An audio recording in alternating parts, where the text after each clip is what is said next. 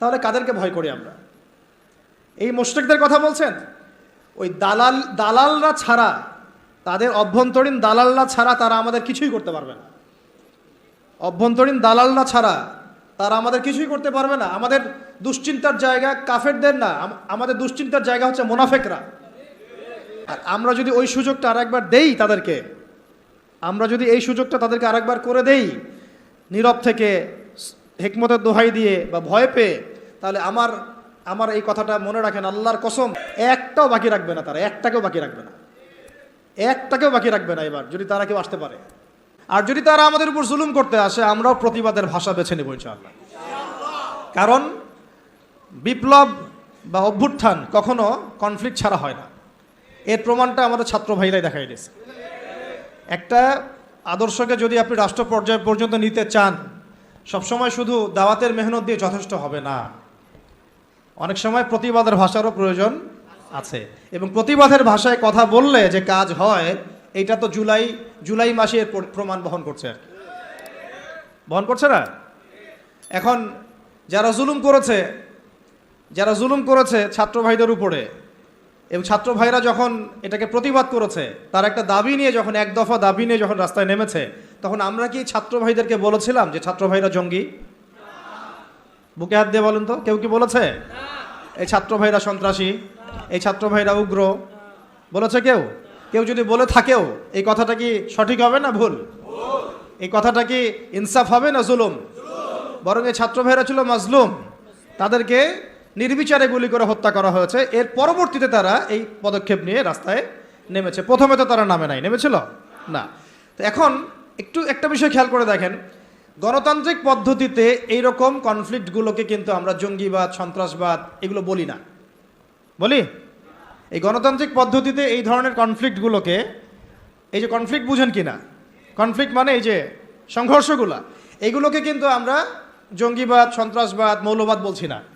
কিন্তু এই ছাত্র ভাইদের জায়গায় যদি রাস্তায় আমি, আপনি, ওলামায়ে কেরাম থাকতাম, তাহলে আমাদেরকে তারা বলতো এরা মৌলবাদী, জঙ্গি এবং সন্ত্রাসী। ধোঁকাবাজি বুঝতে পারছেন? ঠিক এই ঘটনাটাই ঘটেছিল শাপলা চত্বরে। এরকমই ঘটনা। ওই সময় তো ছাত্র ভাইয়েরা আমাদের সাথে ভেবে ছিলেন না, ছিল শুধু ওলামায়ে কেরাম এবং তোল্লাব যারা, তারা ছিলেন। কথা হচ্ছে তখন কিন্তু আমাদেরকে জাতির সামনে এবং পুরো বিশ্ব মিডিয়া উপস্থাপন করা হলো যে এরা উগ্র, এরা জঙ্গিবাদী, এরা সন্ত্রাসী, তাই না? বহুজনের ঘাড়ে 10টা-20টা করে মামলা ঝুলা দেওয়া হলো, কত ভাইকে শাপলা চত্বরে নির্মমভাবে গুলি করে হত্যা করা হলো। তো এই যে বিষয়গুলো, ইসলামকে কিভাবে তারা সমাজ থেকে সংকীর্ণ করে, এটা আপনাদেরকে বুঝতে হবে। যখন ইসলামের প্রশ্ন আসে, তখন তারা আমাদের উপর এমন জুলুমের স্টিম রোলার চালায় যেটা আবু জেহেলও করে নাই। কিন্তু গণতান্ত্রিক পদ্ধতিতে যখন তারা কোনো কনফ্লিক্টে যায়, তখন তারা কিন্তু এটাকে জঙ্গিবাদ, সন্ত্রাসবাদ বলছে না। বরং আমরা বলছি ছাত্র ভাইরা সাহসিকতার পরিচয় দিয়েছেন এবং তারা ছিলেন এখানে সবচেয়ে হকপন্থী। তারা হকপন্থী ছিলেন না বিপরীত পক্ষ হকপন্থী ছিল? তো এখন হকের তো বিজয় হলো, এটাও তো দেখলাম। আর বিজয়ের সময় কি তারা শুধু দাওয়াত দিয়েছে? যখন তাদেরকে মেরেছে, তারা কি বলেছে ভাই আর মারিয়েন না, আল্লাহর রাস্তায় আর মারিয়েন না? নাকি তারাও দুই একটা লাঠিসোঁটা নিয়ে প্রতিবাদ করেছে? কোনটা? আর এই প্রতিবাদটাই যদি আবু আদনান করতে যাইতো, তাহলে সমস্যা ছিল। এই প্রতিবাদটাই যদি আমাদের ওলামায়ে কেরাম করতেন, তাহলে সমস্যা ছিল। এমনকি ওই যে আপার অনুসারী যারা ছিল, তারা যে অস্ত্রশস্ত্রগুলো নিয়ে শোডাউন করেছিল আর কি, সেগুলো কি ছাত্র ভাইদের কাছে ছিল? কি ছিল না। এমনকি মেয়েদেরকেও মার খেতে হয়েছে, তাই না? কথা হচ্ছে এর যদি 10% ওলামায়ে কেরাম কেউ করতো, তাহলে সারা দুনিয়া জুড়ে একটা ইস্যু তৈরি করা হতো যে বাংলাদেশ একটা মৌলবাদী রাষ্ট্র হয়ে গেছে। আপনাদেরকে বিশ্বের সভ্যতার এই ষড়যন্ত্রগুলো বুঝতে হবে। এই সমস্যাটা শুধু আমাদের আঞ্চলিক সমস্যা না, এটা একটা বৈশ্বিক সমস্যা। যখনই মুসলিমদের উপর জুলুম হয়, মুসলিমরা যদি মার খায়, মার খাওয়া অবস্থাতেও তাদেরকে বলা হয় সন্ত্রাসী, জঙ্গি। আর যদি তারা প্রতিবাদের ভাষা বেছে নেয়, তাহলে তো সারা বিশ্ব মিডিয়া ফলাও করে প্রচার করে যে এই মুসলিমরা জঙ্গি, সন্ত্রাসী, এরা উগ্রবাদী, এরা রাষ্ট্রে অস্থিতিশীলতা সৃষ্টি করতে চায়, এদেরকে রাষ্ট্র থেকে হটাও, এদেরকে গুম করো, এদেরকে খুন করো, এদেরকে ক্রসফায়ারে দিয়ে দাও। এইভাবেই জুলুম করা হয়েছে আমাদের সাথে বিগত প্রায় 50 বছর থেকে। তাই নামকা ওয়াস্তে শুধু মুসলিম রাষ্ট্র না, আমরা চাই একটা পরিপূর্ণ ইসলামী রাষ্ট্র। যতদিন পর্যন্ত পরিপূর্ণ ইসলামী রাষ্ট্র এবং শাসন ব্যবস্থা কায়েম না হচ্ছে, ততক্ষণ ওলামায়ে কেরামদের দুর্দশাও দূর হবে না, আমাদের দুর্দশাও দূর হবে না, আল্লাহি দূর হবে না। বরং ওরা মসজিদ মাদ্রাসাগুলো পর্যন্ত নিয়ন্ত্রণ করতে থাকবে। নিয়ন্ত্রণ করে নাই তার আগে? এমনকি জুমার খুতবায় চিঠি পাঠায় দেওয়া হতো যে এই বিষয়ে আলোচনা করবেন, বাকি ডানে বামে যেন কথা না যায়। প্রত্যেকটা মসজিদে ডিজিএফআই বসে থাকতো, এনএসআই বসে থাকতো, ডিবির লোকজন বসে থাকতো। হয়তো এখনও থাকে, কিন্তু অত সাহসিকতার সাথে হয়তো বের হতে পারে না, কিন্তু আছে ঠিকই। কথা হচ্ছে যে তখন তো প্রত্যেকটা রেকর্ড চলে যেত জায়গা মতো, কোন জায়গায় কি আলোচনা হচ্ছে, কোন মাহফিলে কি আলোচনা হচ্ছে। এই জন্য আপনাদেরকে আমি বলতাম, এখনও বলি যে মোবাইল ফোনের এই যে মানুষকে প্রচার করার, জানান দেওয়ার যে একটা অপসংস্কৃতি, এখান থেকে বের হন, গোপনে করতে শিখেন। তারা গোপনে গোপনে এইভাবে দায়ীদের, আলেমদের নাম লিস্ট করে গোপনে গোপনে উঠায় ফেলতো। কাউকে গুম করার সময় তারা কি বলতো লাইভে এসে, অমুককে আজকে গুম করব, বলতো কখনো? তাহলে আমরা তো দেখা যায় এমন একটা অবস্থা, কোথাও ওয়াজ করতে গেলে আজকে ওয়াজ করে আসলাম 1.5 ঘন্টা, আল্লাহ যেন কাজে বরকত দান করেন, জানাইতেই হবে মানুষকে। আমার না জানানোর পর্যন্ত আমার ইবাদত মনে কবুল হচ্ছে না। এই যে একটা সাইকোলজিক্যাল ডিসঅর্ডার, আমি বলি এটা সাইকোলজিক্যাল ডিসঅর্ডার। মানে আমাদেরকে আরও অনেক স্মার্ট হইতে হবে। এত সহজ না রাষ্ট্র পর্যায় পর্যন্ত ইসলামকে নিয়ে যাওয়া। আমাদের ভিতরে ভিতরে কাজ করতে হবে, গোপনে গোপনে কাজ করতে হবে। নবী সাল্লাল্লাহু আলাইহি ওয়াসাল্লাম প্রথম 3 বছর গোপনে দাওয়াত দিয়েছেন। কত বছর? 3 বছর টানা। কিছু কাজ গোপনে করতে হয়, কিছু কাজ গোপনে করতে হয়। তাহাজ্জুদের কিছু দোয়া গোপনে করতে হয়। ওই গোপন দোয়াতে ওমর রাদিয়াল্লাহু আনহুর মতো মানুষ ইসলাম কবুল করে। ভালো করে বুঝবেন, সব কিছু প্রচার করতে হয় না। হ্যাঁ, প্রচার আমি করব, যেটা প্রচার করার প্রয়োজন, যেটা প্রচার করা দরকার, সেগুলো আমরা প্রচার করবো। কিন্তু সব কিছু সব জায়গায় প্রচার করতে হয় না, এটা আমাদেরকে বুঝতে হবে। এখন যারা বাংলাদেশকে শাসন করছে এখনও, তারা কি সব পলিসিগুলো সবার সামনে উন্মুক্ত করছে? করছে না। গোপনে গোপনে কি হচ্ছে আল্লাহই ভালো জানে।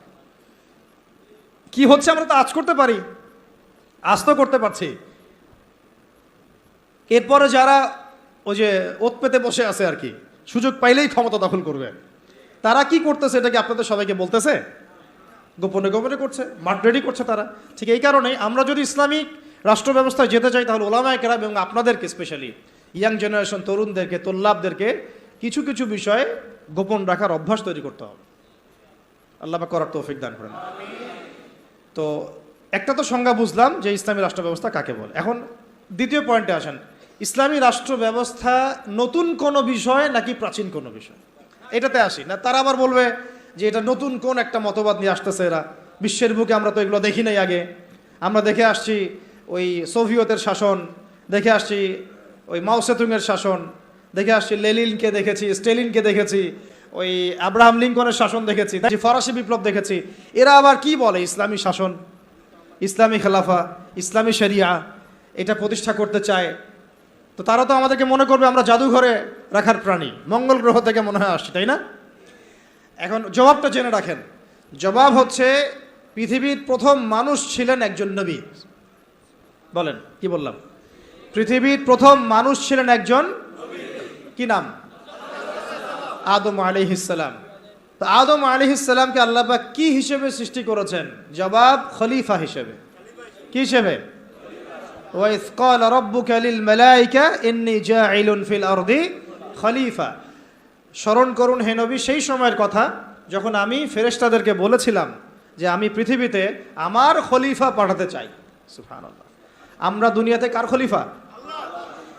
খলিফা মানে কি সেটাও আমাদের জানা উচিত। ঘুম পাচ্ছে? ঘুম পাচ্ছে কি? একটু জেগে থাকেন। এরকম বহু রাতের পর রাত না ঘুমায় কাটাতে হবে, তারপরে দিন কায়েম হবে। এমন আমার তো মনে হয় বিগত 3-4 বছরে আমরা 4 মাসও টানা রাত্রেবেলা মনে হয় শান্তিতে ঘুমাই নাই এখন পর্যন্ত। ঠিক আছে, ঘুম কমাতে হবে, পরিশ্রম বাড়াতে হবে, মেহনত বাড়াতে হবে, খাওয়া কমাতে হবে। এরকম ভুঁড়ি বাড়ানো যাবে না। শরীর চর্চা করতে হবে, কসরত করতে হবে। ঠিক আছে, শক্তিশালী হতে হবে মানসিকভাবে, শারীরিকভাবে, ইমানের দিক থেকে, আমলের দিক থেকে। এত দুর্বল হলে চলবে না। বুঝতে পারছি ভাই? সাহাবীদের জীবনীগুলো পড়েন, নবী সাল্লাল্লাহু আলাইহি ওয়াসাল্লাম সিরাতটা পড়েন, দেখেন কিভাবে তারা কষ্ট করেছেন দিনের জন্য, কি পরিমাণ কষ্ট করেছেন। এটা নিয়ে ইনশাআল্লাহ আরেকদিন আলোচনা করব। উহুদের যুদ্ধের ঘটনা যদি পড়েন, দেখবেন সাহাবীরা কিভাবে কষ্ট করেছেন, কিভাবে কষ্ট করেছেন। 40টা 50টা তরোয়ারের আঘাত গায়ে নিয়েও নবী সাল্লাল্লাহু আলাইহি ওয়াসাল্লামকে কাঁধে করে উহুদের পাহাড়ে উঠেছেন তালহা রাদিয়াল্লাহু আনহু। নবীজি বলেছেন, তোমরা যদি কোনো জীবন্ত শহীদকে দেখতে চাও, এই তালহাকে দেখো, সে বেঁচে আছে কিন্তু শহীদ হয়ে গেছে। সুবহানাল্লাহ। তো সাহাবীদের মতো ওই রকম ত্যাগের মানসিকতা। দিন মানেই কোরবানি। দিন মানে কি? জানের কোরবানি, মালের কোরবানি, সময়ের কোরবানি। হ্যাঁ, একদিন 1 ঘন্টা 2 ঘন্টা বসে থাকলে মানুষের মনে হয় যে বাপরে বাপ কী করে ফেললাম। আমরা এমনও গিয়েছে যে একজন ওস্তাদের সাথে সাক্ষাৎ করার জন্য সারাদিন বসে আছে, ওস্তাদ ব্যস্ত, বের হতে পারছেন না রুম থেকে, একজনের পর একজন আসছেন। অনেকে তো এমন হয়েছে, আপনার এসো আরবি শিখি কিতাব পড়েছেন না, আবু তাহের মেজবা শাইখের, অনেকে তার সাথে দেখা করতে যায়, সিরিয়াল না পেয়ে বাসা চলে আসে। তিনি এত ব্যস্ত কাজে, উম্মার ফিকির এত বেশি ব্যস্ত কাজ করছেন, তার খাদেম গিয়ে তাকে বলারও সাহস পান না যে একজন দেখা করতে আসছেন আপনার সাথে। তো কুরবানি ছাড়া দিন প্রতিষ্ঠিত হবে না। যাই হোক, যুবক ভাইদেরকে বলছি স্পেশালি, শক্তিশালী হইতে হবে, সব দিক থেকে শক্তিশালী হইতে হবে। আল্লাহ পাক তৌফিক দান করে নেবে। এখন আপনাদেরকে আমি বলছিলাম যে দেখুন, প্রথম যে মানুষকে আল্লাহ পাক পৃথিবীতে পাঠিয়েছেন, যিনি একজন নবী, তাকে আল্লাহ পাক খলিফা বলেছেন। কি বলেছেন? খলিফা মানে কি এইটা আপনাদেরকে একটু বলি। সফরে প্রতিনিধি, রাইট, সফরে বের হওয়ার সময় একটা দোয়া পড়ি না আমরা, সুবহানাল্লাযী সাখখারা লানা হাযা ওয়া মা কুন্না লাহু মুকরিনিন ওয়া ইন্না ইলা রাব্বিনা লামুনকালিবুন। এই দোয়াটার একটা অংশে আছে, আল্লাহুম্মা আনতা সাহিবু ফিস সাফারি, আল্লাহ এই সফরে তুমি আমার সাথী, আমার সাহেব, ওয়াল খলিফাতু ফিল আহলি ওয়া মালি, আর আল্লাহ তুমি আমার পরিবারের, মানে আহালের এবং মালের খলিফা। সুবহানাল্লাহ। আর খলিফা মানে আল্লাহ আমি তো বাসায় নাই, আমি তো সফরে বের হয়ে গেলাম, আমার বাসার, আমার আহাল, আমার মালের দেখাশোনাকারী খলিফা, তত্ত্বাবধায়ক এবং প্রতিনিধি হচ্ছ তুমি আল্লাহ। তাহলে খলিফা মানে কি? যিনি একজনের অবর্তমানে আরেকজনের ওই দায়িত্বটাই পালন করেন। তো যদি আমরা পৃথিবীতে আল্লাহর খলিফা হই, তাহলে এই দুনিয়াতে আমাদের দায়িত্ব কি? আল্লাহর বিধান কায়েম করা না? যদি আমরা আল্লাহর জমিনে আল্লাহর বিধান না কায়েম করি, তাহলে কি আমরা আল্লাহর খলিফা হব না শয়তানের খলিফা হব? বুঝে কথা বলেন। আল্লাহর জমিনে আমরা এসেছি আল্লাহর খলিফা হয়ে। এই পৃথিবীতে আমরা ছিলাম না, ছিলাম জান্নাতে। কোথায়? সেখান থেকে আমাদের বাবা আদম আলাইহিস সালাম, আমাদের মা হাওয়া আলাইহিস সালামকে পাঠিয়ে দেওয়া হলো। কি কারণে পাঠানো হয়েছে এটা তো অন্য আলোচনা, আপনারা তো জানেনই। সাথে ইবলিসকেও পাঠানো হয়েছে। কাকে? ইবলিসকে। এই কনফ্লিক্ট চলছে, কিয়ামত পর্যন্ত চলবে। আর মানুষের হায়াত অল্প, ইবলিসের হায়াত আবার কিয়ামত পর্যন্ত, তাই না? তো এখন তার মিশন হচ্ছে মানুষকে সে জাহান্নামে নিয়ে যাবে। আর আদম আলাইহিস সালাম, হাওয়া আলাইহিস সালাম যখন পৃথিবীতে এসেছেন, তখন থেকে নিয়ে এই জমিনে আল্লাহ পাকের খলিফা কারা ছিলেন? আমাদের পিতা, আমাদের মাতা নন? তারপরে তার সন্তান, তার সন্ততি নন? এখন যদি আমরা আল্লাহর জমিনে এসে আল্লাহর বিধান বাস্তবায়ন না করি, তাহলে কি আমরা আল্লাহর খলিফা হতে পারবো না শয়তানের খলিফা হব? কেউ যদি আল্লাহর জমিনে আল্লাহর নাজ নেয়ামত ভোগ করে শয়তানের দাসত্ব করে, শয়তানের বিধান বাস্তবায়ন করে, সে কি আদৌ আল্লাহর খলিফা না শয়তানের খলিফা? এখন আপনারা আমাকে বলেন, এই পুরো বিশ্ব সিস্টেমে যারা আল্লাহর আকাশের নিচে আল্লাহর বাতাস নিয়ে আল্লাহর রিজিক ভোগ করে, আল্লাহর দেওয়া হায়াত ভোগ করে, হ্যাঁ, আল্লাহর দেওয়া নাজ নেয়ামত ভোগ করে, আল্লাহরই জমিনে আল্লাহর বিধান বাদ দিয়ে শয়তানের, তাগুতের, কাফেরের বিধান বাস্তবায়ন করছে, তারা কি আদৌ আল্লাহর খলিফা? আর তাদের ওই সিস্টেমটা কি আদৌ খিলাফা সিস্টেম? হ্যাঁ, যেহেতু তারা খলিফা নন, তাহলে তাদের সিস্টেমও তো খিলাফা সিস্টেম হওয়ার প্রশ্নই ওঠে না। বরং ওই সিস্টেমের নাম আল্লাহ পাক বলেছেন তাগুত। কি নাম? তাগুতি সিস্টেম। কি সিস্টেম? তাগুতি সিস্টেম। তাগুতি সিস্টেম মানে যারা শয়তানের দাসত্ব করে, প্রবৃত্তির দাসত্ব করে, মন গড়া বিধান রচনা করে, এগুলোকে বলা হয় তাগুত। কি বলা হয়? আর এই তাগুতকে আল্লাহ পাক কুফরি করতে বলেছেন। তাগুতের সাথে আমাদেরকে, আল্লাহ মুমিনদেরকে বলেছেন, তোমরা তাগুতের সাথে কুফরি করো এবং আল্লাহর প্রতি ঈমান নিয়ে আসো। তাগুতের সাথে কুফরি না করে কেউ আল্লাহর প্রতি ঈমান আনতে পারবে না। ফামান ইয়াকফুর বিত-তাগুত ওয়া ইউমিন বিল্লাহ ফাকাদ ইসতামসাকা বিল উরওয়াতিল উসকা। সূরা বাকারার 256 নম্বর আয়াতটা পড়ে দেখেন। আল্লাহ পাক বলেছেন, তোমরা যারা তাগুতের সাথে কুফরি করে এবং আল্লাহর প্রতি ঈমান নিয়ে আসে, তারা একটা শক্ত হাতল ধরেছে, যেটা কখনো ছিন্ন হওয়ার নয়। সুবহানাল্লাহ। তাহলে আমাদের কাজ তাগুতের সাথে কুফরি করা। কুফরি মানে কি? অস্বীকার করা। আমরা কি শয়তানকে স্বীকার করব না অস্বীকার করব? তাগুত এক প্রকার শয়তান, আমরা কি তাকে স্বীকার করব না অস্বীকার করব? তাহলে আল্লাহর জমিনে যারা আল্লাহর বিধান বাস্তবায়ন করছে না, তারা কি আল্লাহর খলিফা না তাগুত? তাহলে এই তাগুতের দাসত্ব করলে আমি গুনাহগার হব না? আমি যদি তাগুতের বাধ্য হয়ে তারা আমার উপর জুলুম করছে, এটা একটা সুরত, আর আমি তাকে নসিহতও করছি না, পরিবর্তনের কোনো চেষ্টাও করছি না, কোনো মেহনতও করছি না, তাহলে কি আমি আল্লাহর কাছে দায়মুক্ত হতে পারবো? বুঝতে পারছি কথা? একটা সুরত তো হচ্ছে কাফের তাগুত অনেক শক্তিশালী, আমাদের উপরে জুলুম করছে, নির্যাতন করছে, ওই মাক্কি যুগের মতো, নবী সাল্লাল্লাহু আলাইহি ওয়াসাল্লাম যখন মক্কায় ছিলেন তখনকার যুগের মতো। সেটা একটা সুরত। তখনও তারপরেও দাওয়াত চলেছে, তাবলিগ চলেছে, হক স্পষ্ট করা হয়েছে, ইজহার করা হয়েছে, মার আসলে সবর করা হয়েছে। এটা তো একটা চেষ্টা ছিল, বিপ্লব ছিল সমাজটাকে পার্থক্য করে দেওয়ার। এখন আমরা যদি সেটাও না করি আর ওই তাগুতকে পরিবর্তনের চেষ্টাও না করি, তাহলে কি আমরা আল্লাহর কাছে কালকে আমাদের মাঠে পার পেয়ে যাবো কি? ওজোর কোনো থাকবে? তাই আমাদের অবশ্যই উচিত ইসলামী রাজনীতিতে অংশগ্রহণ করা। সেটা কোন সুরতে হবে সেটা আলাদা আলোচনা, সেটা কিভাবে হবে সেটা আলাদা আলোচনা, কিন্তু পলিটিক্যাল ভিউ এবং ভিশন থাকতে হবে।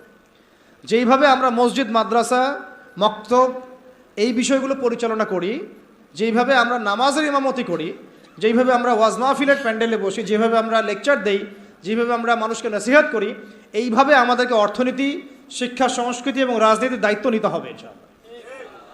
নিতে হবে কি না? নিতে হবে। এবং এই দায়িত্ব নেওয়ার সবচেয়ে যোগ্য মানুষ তারাই যারা ওলামায়ে কেরাম। এই দায়িত্ব নেওয়ার সবচেয়ে যোগ্য মানুষ কারা? ধরেন এখানে 10 জন, এটা আরেকটা আফসোসের কথা ভাই, এই অংশটা বুঝতে হবে। এখানে ধরেন 10 জন ভাই বসে আছেন, কেউ আলেম নন, জেনারেল লাইনের ছাত্র, তালেবে ইলম নন, আমরা তালেবে ইলম বলতে যা বুঝাই সেটাও নন। আর 2 জন ভাই আছেন আমাদের এখানে আলেম, মাশাআল্লাহ। নামাজের আজান দেয়া হলো, একামত এবং ইমামতি হবে। তো একামত, আজান এবং ইমামতি এই 3টা কাজ কি আমি ওই 10 জন ব্যক্তিকে দিব না ওই 3 জন ব্যক্তিকে দিব? 3 জনের একজন হয়তো আজান দিবেন, একজন হয়তো একামত দিবেন, বা যিনি আজান দিবেন তিনি একামত দিবেন, আর একজন ইমামতি করবেন, তাই না? তাহলে আমি মসজিদের মধ্যে ইমামতির দায়িত্ব কেন জেনারেল ভাইকে দিলাম না? কেন ওই ভাইকে দিলাম না? কারণ আমি জানি তার তেলাওয়াতে ভুল হতে পারে, তার কেরাতে ভুল হতে পারে, কেরাতে এমন ভুল হতে পারে যে অর্থ পার্থক্য হয়ে যাচ্ছে, অর্থ বিকৃত হয়ে যাচ্ছে, হতে পারে। তো স্বাভাবিক, এটাই হবে হয়তোবা, ইল্লা মাশাআল্লাহ। এটা চিন্তা করে নামাজ বাঁচানোর স্বার্থে, ওই ওয়াক্তের নামাজ বাঁচানোর স্বার্থে, মুসল্লিদের নামাজ যেন নষ্ট না হয় এই স্বার্থে, এবং শরীয়ী হক আদায় করে আমি একজন আলেমকে সামনে এগিয়ে দিলাম, তাই তো? কিন্তু এই কাজটা আমি শিক্ষানীতির মধ্যে করছি না, এই কাজটা আমি ইসলামী অর্থনৈতিক ব্যবস্থা বা রাষ্ট্রীয় অর্থনৈতিক ব্যবস্থার মধ্যে করছি না, এই কাজটা আমি সমাজনীতির মধ্যে আনতে পারছি না, এই কাজটা আমি রাষ্ট্র ব্যবস্থা আনতে পারছি না। যেই কিছু অযোগ্য মানুষকে আমি ইমামতির দায়িত্ব দিলাম না, তাদের চাইতেও 1000 গুণ অযোগ্য মানুষকে আমি রাষ্ট্রের দায়িত্ব দিয়ে বসে আছি। এটা আফসোস না? এটা আফসোসের বিষয় না? মনে করেন আমি এখানে বসে আছি এবং আমাদের ওস্তাদরা এখানে বসে আছেন, আমি তো নিজেই কখন ইমামতি করতে যাব না। কেন যাব না? এখানে আরও যোগ্য মানুষ আছেন, তাই তো? তাহলে আমাদের মধ্যেই যদি এভাবে আমরা এড়িয়ে যাই, আমরা যোগ্য মানুষকে সামনে ঠেলে দেই, কিন্তু রাষ্ট্র চালানো একটা বিশাল কাজ, যার মধ্য দিয়ে 16 কোটি মানুষের ভাগ্য নির্ধারিত হচ্ছে। মানে ভাগ্য বলতে বোঝাচ্ছি ভালো মন্দ, জুলুম, ইনসাফ, এই বিষয়গুলো নির্ধারিত হচ্ছে না রাষ্ট্র ব্যবস্থার মধ্য দিয়ে। তো এই দায়িত্বটা আমি আবার কিছু অযোগ্য মানুষের হাতে দিয়ে নিশ্চিন্তে বাসায় গিয়ে ঘুমাচ্ছি। এটা তো আমাদের একটা অদূরদর্শিতা না? এই জন্য আমাদের সবাইকে একটা পলিটিক্যাল ভিশন এখন রাখতে হবে। আগে যা হয়েছে, যখন যেটা বুঝি নাই, এখন মসজিদ, মাদ্রাসা, মক্তব যেভাবে আমরা চালাই সাফল্যের সাথে, সেইভাবে আমরা সমাজ চালাবো ইনশাআল্লাহ, সেইভাবে আমরা ইনশাআল্লাহ অর্থনীতিও চালাবো ইনশাআল্লাহ, আজ হোক আর কাল হোক রাষ্ট্র চালাবো ইনশাআল্লাহ। এবং আমরা আমাদের তরুণ ভাইদেরকে সাথে নিব, প্রতিভাবান ভাইদেরকে সাথে নিব, তুল্লাবদেরকে সাথে নিব, যারা সাহসী তাদেরকে সাথে নিব। আমাদের মধ্যে যারা অমুসলিম কিন্তু আবু তালেবের মতো আমাদের কাছে ওই ভূমিকা রাখবে, প্রয়োজনে সেই মানুষদেরকে আমরা স্পেস দিব ইনশাআল্লাহ। আবু তালেব আমাদেরকে সাহায্য করেন নাই মক্কায়? করেছেন কি না? তো যদি অমুসলিমও হয় কিন্তু আবু তালেবের মতো হয়, কোনো সমস্যা নাই। কিন্তু অমুসলিম হয়ে যদি আবু জেহেলের মতো হয়, সমস্যা আছে। কথা বুঝতে পারছি? তাহলে ইসলামী রাষ্ট্র ব্যবস্থা নতুন কোনো কনসেপ্ট নয়, বরং এটা একটা প্রাচীন কনসেপ্ট। সভ্যতা শুরুই হয়েছে একজন খলিফা দ্বারা, সুবহানাল্লাহ। আর এই মানব সভ্যতার শেষও হবে একজন ইমামুন আদিল খলিফার হাতে। তাহলে সভ্যতা শুরু হলো ইসলাম দিয়ে, সভ্যতা শুরু হলো খিলাফা দিয়ে, সভ্যতা শুরু হলো শরিয়া আইন দিয়ে, আর শেষও হচ্ছে একজন ইমামের হাতে, একজন নবীর হাতে এবং ইসলামী খেলাফতের হাতে, তাই না? বিশ্ব ব্যবস্থার গন্তব্য হচ্ছে ইসলামী খেলাফা। এই বিশ্বের গন্তব্য কি? আস্তে আস্তে আবারও ইসলামী খেলাফার দিকে আসবে, নবুয়তের আদলে খেলাফা আসবে আবার। নবুয়তের আদলে খেলাফা আসবে ইনশাআল্লাহ। এখন আমরা জানলাম যে খেলাফা দিয়েই শুরু হয়েছে, খিলাফা দিয়েই শেষ হবে, তাহলে ভাই আমরা মাঝখানে কি করতেছি? আমরা মাঝখানে আসলে কি করতেছি? তাহলে আমাদের এই পলিটিশিয়ানদেরকে কে বুঝাবে বলেন? কার এই ক্ষমতা আছে তাদেরকে বুঝায়? কিছু বিষয় আছে, কিছু মানুষ বুঝতে চায়, কিছু মানুষ বুঝতে চায়, আর কিছু মানুষ তো বোঝার কোশিশও করে না। কিছু আছে অবুঝ, যাদেরকে বুঝানো যায়, আর কিছু না বুঝ, যতই বুঝান বুঝবে না। এটা কি বলা হয়? এটাকে বলা হয় না বুঝ, কখনোই বুঝবে না। সুম্মুন বুকমুন উমিয়ুন ফাহুম লা ইয়ারজিউন, এরকম আর কি। এর কথা হচ্ছে দাওয়াত তো দিতে হবে আমাদেরকে, বুঝুক আর না বুঝুক আমরা কি করব? দাওয়াত দিব। নবী সাল্লাল্লাহু আলাইহি ওয়াসাল্লাম আবু জাহেল আবু লাহাবদেরকে দাওয়াত দিয়েছেন না? উতবা সাইবাদেরকে দাওয়াত দিয়েছেন না? তারা কেউ মেনেছে, কেউ মানে নাই। ওমর রাদিয়াল্লাহু আনহু দাওয়াত কবুল করেছেন, হামজা রাদিয়াল্লাহু আনহু দাওয়াত কবুল করেছেন, খালিদ বিন ওয়ালিদ দাওয়াত কবুল করেছেন। কিন্তু দেখা গেছে আবু জাহেল, আবু লাহাব, উতবা সাইবা, আশনাক বিন শারিকেরা দাওয়াত কবুল করে নাই। কিন্তু আমাদের দাওয়াতটা সব মহলেই প্রচার করতে হবে। আল্লাহ পাক আমাদেরকে বোঝার তৌফিক দান করেন। শুধু পলিটিশিয়ান না, বরং প্রশাসনে যারা আছি আমরা, প্রশাসনে যারা আছেন, গোয়েন্দা সংস্থা যারা আছে, যারা আপনার বুদ্ধিজীবী বলে দাবি করেন নিজেদেরকে, যারা শিক্ষক আছেন, যারা গার্মেন্টস সেক্টরে আছেন, ছাত্র ভাইরা, আওয়ামরা, নারীরা, সবার মধ্যেই দাওয়াতটা দিতে হবে। শুধুমাত্র আমাদের দাড়ি টুপিওয়ালা মানুষদের মধ্যেই দাওয়াতটাকে সীমাবদ্ধ রাখলে কিন্তু চলবে না, কারণ তারাও সমাজের একটা বড় অংশ। তাদেরকে বাদ দিয়ে কিন্তু আমরা কাজ করতে পারছি না। আল্লাহ পাক আমাদের সব মহলে দাওয়াতের কাজ করার তৌফিক দান করেন। ধরেন আমাদের সামরিক কোনো প্রশিক্ষণ নাই, আছে? নাই। কিন্তু আমাদের আর্মি অফিসার ভাইদেরকে যদি আমরা দাওয়াত দিয়ে তাওহীদ বোঝাতে পারি, রিসালাত বোঝাতে পারি, আখিরাত জানাতে পারি, আল্লাহ পাকের শরিয়া আইন, ইসলামী রাষ্ট্রের গুরুত্ব, এই তাগুত, এই কুফর, শিরক, নেফাক, এগুলো স্পষ্ট করতে পারি, জিহাদ তো তারাই করবে ইনশাআল্লাহ, তাই না? প্রশিক্ষণ তাদের আছে, তাদের ওই যোগ্যতা আছে, তাদের সেই ম্যাচুরিটি আছে, তাদের বিচক্ষণতা আছে, দেখবেন তারাই আমাদের চেয়ে ভালো যুদ্ধ করতে পারবে। তাহলে যদি আমরা আজ হোক আর কাল হোক, আল্লাহ জানেন ভালো, আমরা জানি না, যদি কোনো কুফার শক্তির সাথে আমাদের কখনো কনফ্লিক্ট হয়, তাহলে সামনে কারা থাকবে? তাদেরকেই তো রাখতে হবে। এই জন্য দাওয়াত তাদেরকেও দিতে হবে অবশ্যই। এই দাওয়াতটা আমাদের একটু ঘাটতি হয়ে গেছে বলে আমি মনে করি। অনেক ওলামায়ে কেরাম একমত হন যে আসলে সব মহলে দাওয়াতটা এইভাবে প্রচার হচ্ছে না। আমরা চিন্তাটা তো এমন থাকা উচিত যে গুম হয়ে গেলেও আমি ওই সেলে বসেও দাওয়াতি কাজ করব, জেলখানায় চলে গেলে ওখানেও আমি দাওয়াতি কাজ করব। এটাও সুন্নাহ, তো এটাও তো সুন্নাহ। মানে এভাবে দাওয়াতি কাজ করলে অনেক ফলাফল হয়, ফলাফল আসে। এখন বাংলাদেশে বহু আর্মি অফিসার, মেজর, কর্নেল, র্যাবের অফিসার তওবা করে ফিরে আসতেছে, পুলিশের অফিসার তওবা করে ফিরে আসতেছে, বিজিবির ভাইরা দেখবেন অনেকে মাশাআল্লাহ কঠিন প্র্যাকটিসিং মুসলিম আছে। এই সমস্ত ভাইদের কাছে আমাদেরকে দাওয়াত দিতে হবে।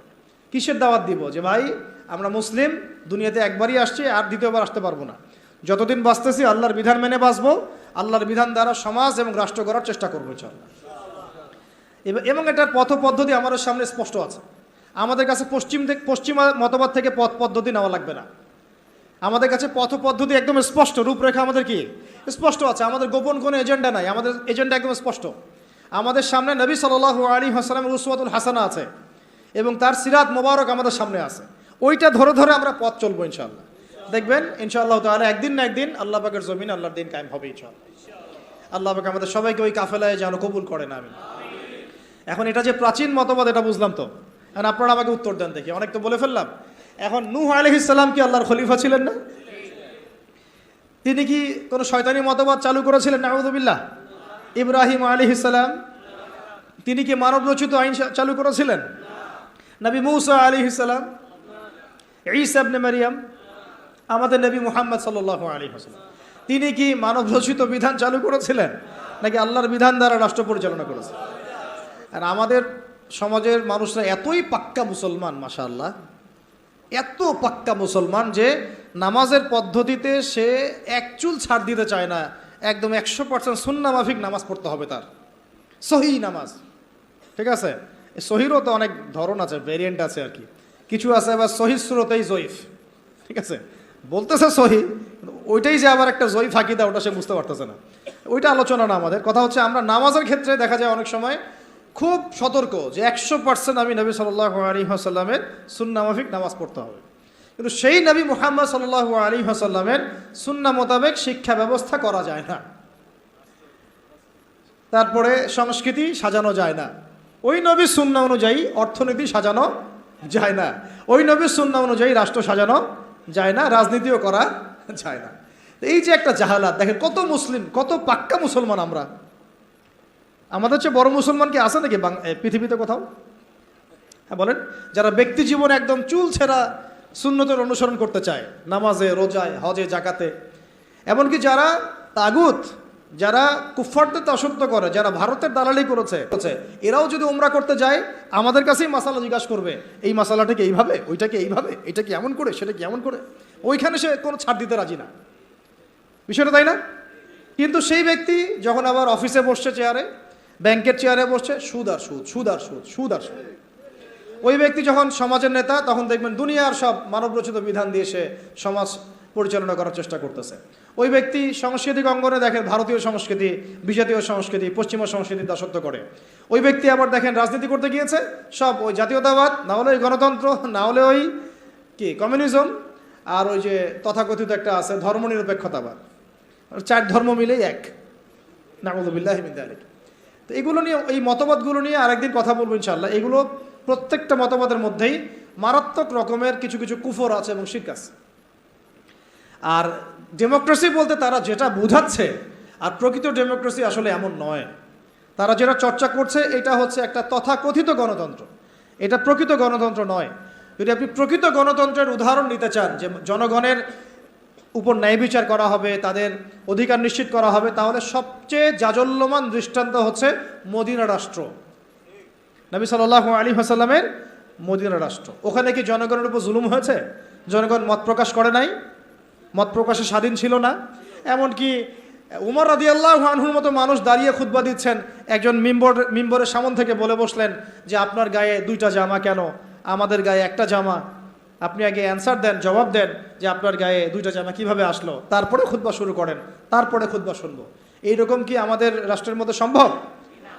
গণতন্ত্র যদি বলতে চান তাহলে ওমর রাদিয়াল্লাহু আনহুর এই স্টেটমেন্ট শুনেন। তিনি বলেছিলেন যে ইরাকের ফোরাত নদীর তীরেও যদি কোনো ছাগলের বাচ্চা যদি না খেয়ে মারা যায়, আমি ওমর ভয় করি যে আল্লাহ পাক কিয়ামতের দিন আমাকে জবাবদিহি করাবে। তাহলে কোনটাকে আপনি গণতন্ত্র বলছেন, কোনটাকে ইনসাফ বলছেন?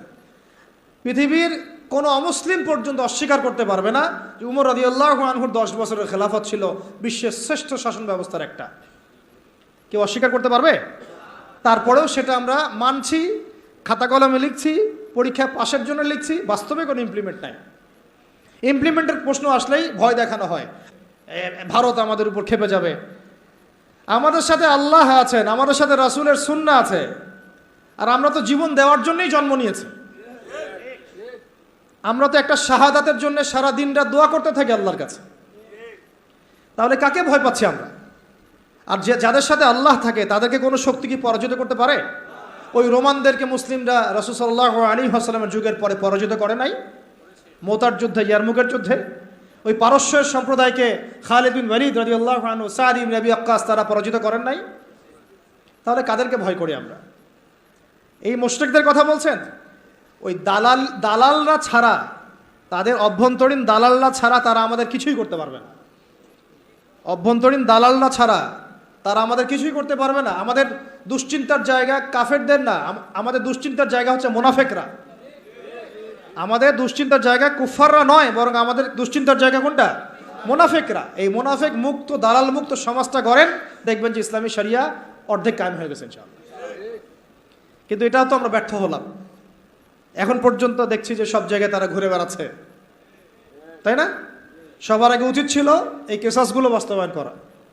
তো কেসাস শব্দই তো মানুষ শুনে নাই, বুঝে না, জানে না। নামাজ জিজ্ঞাসা করলে নামাজ বুঝে, রোজা বললে রোজা বুঝে, সওম বললে সওম বুঝে, যাকাতও হয়তো বুঝে কিছুটা, সালাত বুঝে, তারাবি বুঝে, কেসাস বুঝে না। কেসাস মানে মুগ্ধকে যে হত্যা করেছে তাকেও হত্যা করতে হবে, নাম কেসাস। এই ভাষায় কথা বলা দরকার ছিল আমাদের। খুনের বিচার এইসব শব্দ বাদ দেন, শব্দগত বিপ্লবের দরকার, শব্দগত বিপ্লবের দরকার আছে, ভাষাগত আদর্শের বিপ্লবের দরকার আছে। ওরা একটা শব্দ বলবে, আমাদেরকে কাউন্টার শব্দ বলতে হবে। ওরা যদি বলে আমরা ধর্মান্ধ, আমাদেরকে বলতে হবে এরা হচ্ছে সেকুলার অন্ধ, এরা নাস্তিক অন্ধ, এরা বামান্ধ। ওরা যদি আমাদেরকে মৌলবাদী বলে, আমরা ওদেরকে কাউন্টার শব্দ প্রয়োগ করব। ওরা আমাদেরকে বলে, কি বলে, আর কি কি শব্দ বলে বলেন? হ্যাঁ, জঙ্গি টঙ্গি বলে, আমরা বলবো এরা দালাল। এরা কি? এরা দালাল। ওরা যদি কাউকে জঙ্গি বলে, আমরা বলবো সে মুজাহিদ। সে কি? মুজাহিদ। ওরা যদি বলে ইসলামী আইন সেগুলো শেখেলে, আমরা বলবো ইসলাম চির আধুনিক, ইসলাম চির আধুনিক। ওরা বলেছে আমাদেরকে যে হত্যার বিচার, তো হত্যার বিচার শব্দ তো অতটা মনের মধ্যে আঘাত করে না, কিসাস শব্দ আঘাত করে। কিসাস আল্লাহর দেওয়া শব্দ। এটা কি বাস্তবায়িত হয়েছে? আপনারাই বলেন তো, এই জুলাই বিপ্লবের পরেও কি হয়েছে? এই যে জিনিসগুলো কেন হচ্ছে না, কেন হবে না? কারণ আমরা ইসলামী শরিয়া বা ইসলামী আইনটাকে বাস্তবায়ন করতে পারি নাই। ইসলামী শরিয়া আইন থাকলে এটা ইনস্ট্যান্ট ব্যাপার ছিল, ইনস্ট্যান্ট, দেন অ্যান্ড দেন কেসাস। খুন করেছো, ধরে নিয়ে আসা হবে, তার পরিবারকে আনা হবে, আর হত্যাকারীকে আনা হবে, পরিবারকে জিজ্ঞাসা করা হবে তোমার ওই সন্তানকে অমুক হত্যা করেছে, সাক্ষী আছে, প্রমাণ আছে, সব আমাদের কাছে দলিল প্রমাণ মওজুদ। তুমি কি তাকে মাফ করতে চাও? তুমি কি তাকে মাফ করে মুক্তিপণ নিতে চাও, না তার কেসাস চাও? দুটো অপশন দেওয়া হবে। যদি পরিবার বলে যে আমি মুক্তিপণ চাই, আমাকে 100 উটের মূল্য দিলে হবে বা এটা, তাহলে ওই ব্যক্তির বেঁচে থাকার সুযোগ আছে, ও ছাড়া পেয়ে গেল। যে খুন করেছে সে মাফ পেয়ে গেল, কারণ পরিবার তাকে মাফ করে দিয়েছে। অনেক ঘটনা এমনও ঘটেছে যে হ্যাঁ আমি তাকে মাফ করব যদি সে কোরআনে হাফেজ হয়, তাহলে জেলখানায় গিয়েছে, পুরো কোরআন হিফজ করেছে, তারপর সে ছাড়া পেয়েছে, এমন ঘটনা ঘটেছে ইসলামী শরিয়ার মধ্যে।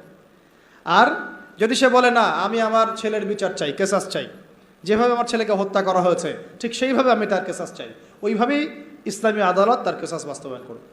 একেবারে কোর্ট মার্শাল শেষ, এত সময় লাগে না। চুরি করেছে প্রমাণিত হলে জুমার নামাজ শেষ, চোরদেরকে সামনে রাখা হবে, চোখ বন্ধ করে চোখ বেঁধে ফেলা হবে, হাত রাখা হবে, বাকি যারা ল বাস্তবায়ন করবেন তারা থাকবেন, উপস্থিত কিছু জনতাও থাকবে। ইনস্ট্যান্ট কবজি পর্যন্ত হাত কেটে ফেলা হবে, চোরের বিধান শেষ। জনগণ দেখলো চুরি করলে এই বিধান, আরও কি চুরি বাড়বে না কমবে? নিশ্চয়ই বাড়বে। কি মনে হয় আপনাদের? জেনা করেছে, যেটা জেনা একদম কমন আমাদের সমাজে, জেনা রন্ধ্রে রন্ধ্রে ঢুকে দেওয়া হয়েছে। কি স্কুলে, কি কলেজে, কি ইউনিভার্সিটিতে খালি জেনা আর জেনা। এটার শাস্তি 100 বেত্রাঘাত, তাও জনসমক্ষে। প্রমাণিত হয় অবিবাহিত, পরকিয়া, দেবর ভাবি, শালিদুলা ভাই, চলতেছে না এগুলা? কম না বেশি বলেন? প্রচুর প্রচুর, আশঙ্কাজনক। এগুলোর বিচার হচ্ছে কোমর পর্যন্ত মাটিতে পুঁতে রজম করা, পাথর নিক্ষেপ করে হত্যা করা। আল্লাহর নবী সাল্লাল্লাহু আলাইহি ওয়াসাল্লাম নিজে এগুলো করেছেন, নিজে। তো এই সুন্নাহগুলো কোথায়? জাদুঘরে থাকবে? যদি ইসলামী রাষ্ট্র ব্যবস্থায় শরিয়া পর্যন্ত আমরা যেতে না পারি, এগুলোর বাস্তবায়ন কখনোই হবে না, কখনোই হবে না। এগুলো কোরআনেই থাকবে, হাদিসেই থাকবে, পাতার মধ্যে পড়েই থাকবে, আমরা বাস্তবায়ন করতে পারবো না। আর বাস্তবায়িত না হলে সমাজ কখনোই পাপমুক্ত এবং জুলুম মুক্ত হবে না কখনো। দেখলাম তো আমরা বিগত 50, 60, 70 বছরে যতগুলো মতবাদ আসছে, কোনো মতবাদ এই সমাজটাকে পরিপূর্ণ সংস্কার করতে পারে নাই, রাষ্ট্র সংস্কার করতে পারে নাই, এমনকি দুর্নীতি পর্যন্ত দূর করতে পারে নাই। উপর থেকে নিচ পর্যন্ত দুর্নীতিগ্রস্ত লোক দিয়ে ভর্তি আছে, উপর থেকে নিচ পর্যন্ত। কি মানে কি এমপি, কি মন্ত্রী, কি আমলা, কি বিচারক, কি এসপি, কি ডিসি, দেখবেন উপর থেকে নিচ পর্যন্ত এমন কোনো সেকশন নাই যেখানে দুর্নীতি হয় নাই। এবং এটা তারাও জানে, এবং এটা তারাও জানে যারা করছে এবং করেছে। তারপরেও ওই যে আমাদের একটা গা সয়ে নেওয়া স্বভাব আছে, আমাদের জাতিগত একটা মারাত্মক স্বভাব আছে, বদ স্বভাব। সেটা হলো আমরা সব কিছুকে স্বাভাবিক করে ফেলি। একটা সময় সুদ খাইলে মানুষ লজ্জা পাইতো, এখন স্বাভাবিক হয়ে গেছে। জেনা করতো মানুষ লজ্জা পাইতো, মানুষ জানলে কি হবে, এখন ওপেন ঘুরে বেড়াচ্ছে মানুষ এগুলো নিয়ে। একটা সময় মদ খাইলে মানুষের চক্ষু লজ্জা কাজ করতো, এখন দেখেন মদের বোতল হাতে নিয়ে নিয়ে মানুষ ঘুরতেছে, চিপায় চুপায় মদ খাচ্ছে। এই যুগ আসতেছে সামনে, একটা একটা করে দেখেন সব সয়ে নিয়েছি না আমরা। এইভাবে আমরা কিন্তু তাগুতের বিধানগুলো সয়ে নিছি। একটা জাগরণ দরকার আমাদের মধ্যে, এবং এই জাগরণটা আমি আশা করি, স্বপ্ন দেখি যে সাদা দাড়িওয়ালাদেরকে দিয়ে না হলেও কালো দাড়িওয়ালাদেরকে দিয়ে হবে ইনশাআল্লাহ। পারা যাবেন ইনশাআল্লাহ। অনেক পড়াশোনা করতে হবে, অনেক পড়াশোনা করতে হবে, সবর করতে হবে, ধৈর্য ধরতে হবে, দাওয়াতের মেহনত করতে হবে, ওলামায়ে কেরামের সোহবতে থাকতে হবে, তাদের কাছে দোয়া নিতে হবে। একদম একটা দুটা কাজ না ভাই, বহু কাজ একসাথে যখন হবে ওই পর্যায়ে যাবো ইনশাআল্লাহ। এখন আপনারা বলতে পারেন যে আমরা কেন ভাইদের মতো এইভাবে মাঠে নামি না, বা এইভাবে কেন আমরা ওইখানে গিয়ে রাষ্ট্র ক্ষমতার দিকে মানে সহিংস কোনো পদ্ধতি বেছে কেন নেই না, কারণ নবী সাল্লাল্লাহু আলাইহি ওয়াসাল্লাম আমাদেরকে এইভাবে শিক্ষা দেন নাই। আমাদেরকে প্রথমে শিক্ষা দেওয়া হয়েছে আমরা জনমত গঠন করব। কি করব? জনমত গঠন করব। সবার আগে আমরা জনগণকে বুঝাবো, তাওহীদ চিনাবো, শিরক চিনাবো, কুফর চেনাবো, তারপরে তাগুত চিনাবো, সুন্নাহ চেনাবো, নামাজি বানাবো, দাওয়াতের মেহনত চলবে, আমর বিল মারুফ চলবে, একই সাথে নাহি আনিল মুনকারও চলবে। ইসলামী রাষ্ট্র ব্যবস্থার গুরুত্ব, ফজিলত, না থাকার ক্ষতি সবার সামনে উপস্থাপন করতে হবে। একটা জামায়াত তৈরি করতে হবে, আমাদের একজন ইমাম লাগবে, আমির লাগবে। এগুলো যখন একত্রিত হবে ইনশাআল্লাহ দেখবেন বাকি কাজ হয়ে গেছে ইনশাআল্লাহ। একটা ঘটনা একটা প্রেক্ষাপটকে জন্ম দেয়। কোঠা আন্দোলনের একটা ঘটনা ছিল, একটা ঘটনা, সেটা আজকে দেখেন সার্জিসদেরকে নিয়ে আসছে এই জায়গায়, নিয়ে আসে নাই? একটা ঘটনা একটা নেতৃত্বের জন্ম দেয়, একটা রেভলিউশনের জন্ম দেয়। শাপলা চত্বর ছিল একটা ঘটনা যেটা পারত বাংলাদেশে এই রাষ্ট্র ক্ষমতা ইসলামকে নিতে, কিন্তু কেন জানি আমরা পারি নাই। হয়তোবা আল্লাহ পাক আরও ভালো কোনো পদ্ধতি আমাদের জন্য রেখেছেন হয়তোবা। তবে কোনো কোনো ঘটনা আমাদের সামনে আল্লাহ পাক ঘটান যেগুলোর মধ্য দিয়ে একটা রেভলিউশন হয়ে যেতে পারে। যদি ভাইদেরকে নির্মমভাবে তারা এভাবে গুলি না করতো তাহলে তারাও কিন্তু এভাবে সহিংস হতো না, আজকে এরাও কিন্তু দেশ থেকে পালাতো না, তাই না? বিষয়টা আমরা কি কেউ কল্পনাও করেছিলাম যে এভাবে 2 মাসের মধ্যে এমনটা হতে পারে? কখনো কল্পনা করা হয় নাই। বরং মানুষ তো বলছিল যে এরা কখনো যাবে, এমন তো মনেই হচ্ছে না, তাই না? বিষয়টা 1 মাসের মধ্যে আল্লাহ পাক করে দেখালেন। তাই ইনশাআল্লাহ সামনেও যদি এমন কোনো ঘটনা ঘটে যেই ঘটনা ইসলামপন্থীদের একটা ঐক্যের জন্ম দেয়, একটা লিডারশিপ নিয়ে আসে, একটা জামায়া নিয়ে আসে, একটা ইমারা নিয়ে আসে, আমরা তখন আপনাদেরকে আমাদের পাশে চাই। আর যদি আপনাদেরকে আমরা পাশে না পাই তাহলে আমরা বুঝবো আপনারা শুধু ওয়াজ শুনেন, এক কান দিয়ে ঢোকান আর এক কান দিয়ে বের করে দেন। এইভাবে এইরকম অডিয়েন্স আমরা চাই না। আমি শুরুতে একটা কথা বলছি, ইসলামী রাষ্ট্র কায়েম করা চারটাখানি কথা না, আর এটা গরু ছাগলদেরকে দিয়ে হবে না। এটার জন্য সাহসী, বুদ্ধিদীপ্ত এবং একটা জজবাওয়ালা তরুণ প্রজন্ম দরকার। আবেগও থাকতে হবে আমাদের। অনেকে বলে যেটা আবেগী কথা না, আবেগও থাকতে হবে, কারণ অনেক সময় আবেগ মানুষকে সাহসী ভূমিকা রাখার ব্যাপারে সহায়তা করে। আমরা যদি মাঠে থাকি, মাঠ মানে আবার ফেসবুক না। আপনি 1 মাস ফেসবুক চালায়েন না, একটা পোস্টও দিয়েন না, মানুষ বলবে যে আপনি তো মাঠে নাই, আপনাকে যে হুজুর মাঠে দেখি না। মানে তাদের কাছে মাঠ মানে কি? ফেসবুক। আমি মাঠ মানে বোঝাচ্ছি ময়দান মানে এই রুট লেভেল পর্যন্ত, টপ থেকে রুট লেভেল পর্যন্ত আমাদেরকে থাকতে হবে। মসজিদে, মাদ্রাসায়, মক্তবে, সংগঠনে, অ্যাসোসিয়েশনে, এই মিটিংয়ে, সিম্পোজিয়ামে, তালিমে, দার্সে, সব জায়গায় এটা মাঠ মানে শুধু ফেসবুক না। কথা বুঝতে পারছি ভাই? আর আমরা যদি ওই সুযোগটা আরেকবার দেই তাদেরকে, আমরা যদি এই সুযোগটা তাদেরকে আরেকবার করে দেই নীরব থেকে, হিকমতের দোহাই দিয়ে বা ভয় পেয়ে, তাহলে আমার এই কথাটা মনে রাখেন, আল্লাহর কসম এখন হেলিকপ্টারও চলে ওয়াজ, আর এইখানে ওয়াজ, ওইখানে ওয়াজ, এই গাড়ি চড়া সব বন্ধ হয়ে যাবে। একটাও বাকি রাখবে না তারা, একটাকেও বাকি রাখবে না এবার, যদি তারা কেউ আসতে পারে। তাদের এর জায়গায় যদি কোনো গভর্নমেন্টও আসে তবুও আমাদের একটাকেও বাকি রাখবে না। তাই কোনো স্পেস তাদেরকে দেওয়া যাবে না, সুযোগ নাই। এখন আমাদেরকে ওই জায়গায় যেতে হবে। আল্লাহ পাক আমাদের যাওয়ার তৌফিক দান করে। এই রাষ্ট্র ব্যবস্থাটা আমাদের নবীজি করে দিয়ে গেছেন না যান নাই? তাহলে আমাদের সামনে নবী সাল্লাল্লাহু আলাইহি ওয়াসাল্লামের দেয়া পথ পদ্ধতি আছে কি নাই? আছে। এখন আমরা একটু জানি, কয়েকটা পয়েন্ট জানি যে এটার ফজিলত কী কী হতে পারে। আমি কয়েকটা পয়েন্ট বলতেছি। দেখেন, ইসলামী রাষ্ট্র ব্যবস্থা থাকলে আমরা আল্লাহর জমিনে আল্লাহর কোরআনের আইনগুলো বাস্তবায়ন করতে পারবো, 1 নাম্বার, তাই না? আর এটা কত বড় ইবাদত সেটা উলামায়ে কেরামদের কাছ থেকে জেনে নিয়েন। এটা যে কত বড় একটা ইবাদত যে আল্লাহর জমিনে আল্লাহর বিধান চলতেছে, এটার যে সামাজিক ফজিলত এটা বলে শেষ করা যাবে না। 2 নাম্বার, সমাজে আমরা সর্বপ্রথম নামাজ কায়েম করতে পারবো। নামাজ কি কায়েম আছে? ঐচ্ছিক, পড়লে পড়েন, না পড়লে নাই, তাই না? কিন্তু মাস্ক আপনাকে পরা লাগবে করোনা হইলে, তাই না? বিষয়টা সরকার বলবে মাস্ক পড়তে হবে, না হলে তো জরিমানা। কিন্তু আপনি নামাজ বাধ্যতামূলক মুসলিমদের করা হচ্ছে না। কিন্তু ইসলামী শাসন ব্যবস্থা থাকলে নামাজ বাধ্যতামূলক, মুসলিমদের কথা বলছি, বালেগ যারা নামাজের যোগ্য হয়েছেন। তারপরে পর্দার বিধানটাকে আমরা বাস্তবায়ন করতে পারবো। সমাজে ফিতনা কমে যাবে, জেনা কমে যাবে, ব্যভিচার কমে যাবে, যত রকম এই যে স্টার জলসা, জি বাংলা, পর্নোগ্রাফি, হাবিজাবি যা আছে এগুলোকে আমরা বন্ধ করে ফেলতে পারবো কি না?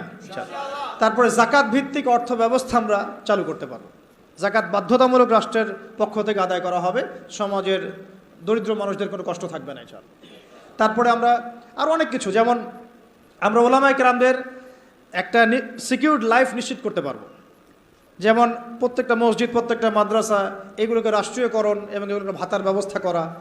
তারা যদি পুলিশদেরকে দিতে পারে, র্যাবকে দিতে পারে, ডিজিএফআইকে দিতে পারে, আর্মিদেরকে দিতে পারে, ওলামায়ে কেরাম বাদ যাবে কেন? ওলামায়ে কেরামদের জন্য কেন কোয়ার্টার থাকবে না? কেন সরকারি গাড়ি থাকবে না? কেন বেতন ভাতা থাকবে না? কেন থাকবে না? থাকা উচিত ছিল কি না? বরং তারাই তো আমাদেরকে পথ দেখাচ্ছেন, আলোর পথ। তো এই যে বৈষম্য না, এগুলো বৈষম্য। তারপরে আরও দেখেন, প্রাইমারি স্কুলে আমি আমার বাচ্চাকে কোরআন শিক্ষা বাধ্যতামূলক করতে পারবো না? এখন কি বাধ্যতামূলক আছে? এটা নিয়ে তো আমার অনেক লেকচার শুনেছেন। অনার্স মাস্টার্স পাসও যদি আপনি কোনো স্টুডেন্টকে ধরেন, 100 জনের মধ্যে দেখা যায় 10 জনও ঠিকমতো কোরআন তেলাওয়াত করতে পারে না। আমরা বলছি এটা ইসলামিক রাষ্ট্র, আমার ইসলামিক রাষ্ট্রের মুসলিমরা কোরআন তেলাওয়াত করতে পারে না, এটা কেমন হলো? তাহলে কোরআনের শিক্ষাটা আমরা বাধ্যতামূলক করতে পারতাম। তারপর শুধু তাই না, হাই স্কুল লেভেলে আমরা আমাদের ভাইদেরকে আরবি ভাষা শেখাতে পারতাম, নাহু সরফ শেখাতে পারতাম, এবং তারাও কোরআনের তর্জমা করার যোগ্যতা অর্জন করত। অনার্স লেভেলে গিয়ে, মাস্টার্সে গিয়ে তারা এমন হতো, হাদিসের এবারত পড়তে পারছে, এরাব দিতে পারছে, মাশাআল্লাহ। কেউ হয়তো ইফতা দিয়ে ফেলছে, কেউ হয়তো দাওরা হাদিস দিয়ে ফেলছে। এমনও করা সম্ভব ছিল, এখনও সম্ভব।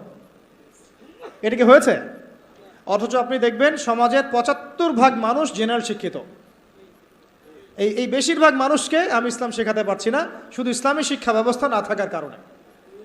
যদি ইসলামী শিক্ষা ব্যবস্থা থাকতো তাহলে এই সমস্যাটা থাকতো না। ঘরে ঘরে তখন হাফেজ থাকতো, ঘরে ঘরে আলেম তৈরি করা যেত। অন্তত পক্ষে ফরজে আইন তো তারা জানতো, নিজের মানে ইমামতি করার যোগ্যতা তো সে অর্জন করতো, নিজের বাবার জানাজা তো পড়তে পারতো। এখন কি সেটা হয়? অথচ তারা কিন্তু মুসলিম, কালিমা পড়া। ইসলামী রাষ্ট্র ব্যবস্থা থাকলে আমরা এই যে সুদ খাচ্ছি, নাউজুবিল্লাহ, মায়ের সাথে যে জেনা করা হচ্ছে, তাই না? এটা তো নতুন হাদিস না, আপনারা তো জানেনই। সুদের সবচেয়ে নিচের শাখাটাই তো হচ্ছে মায়ের সাথে কি করা? জেনা করা। সবচেয়ে উঁচু শাখা কি? আল্লাহ এবং তার রাসূলের সাথে যুদ্ধ করা। তো এখন আমরা তো সবাই তাই করতেছে। যেহেতু ইসলামী রাষ্ট্র ব্যবস্থা নাই, তাই এখানে সুদভিত্তিক ব্যাংকিং সিস্টেম চলছে। ইসলামী রাষ্ট্র ব্যবস্থা থাকলে আমরা এটাকে কমিয়ে ফেলতে পারতাম। আমরা কৃষিভিত্তিক অর্থনীতি, দুর্নীতিকে কমাতে পারতাম, আমরা জাকাত আদায় করতে পারতাম, আমরা সাদাকা ভিত্তিক অর্থনীতি নিতে পারতাম, ডুয়েল কারেন্সি আনতে পারতাম, আরও অনেক কিছু করতে পারতাম। এটা নিয়ে আলাদা আলোচনা, ইকোনমির আলোচনা অনেক গভীর। এটা আপনি এখন করতে পারবেন না। বরং এই জায়গাগুলোতে যত রকম দুর্নীতি, ঘুষ, সুদ সব ভর্তি হয়ে যাবে। ভালো মানুষ সেজে লাভ হচ্ছে না তো, কারণ আমি এখানে নামাজ পড়ছি, এখান থেকে বের হয়ে গিয়েই সুদ খাচ্ছি। এই জন্যই তো দোয়া কবুল হচ্ছে না।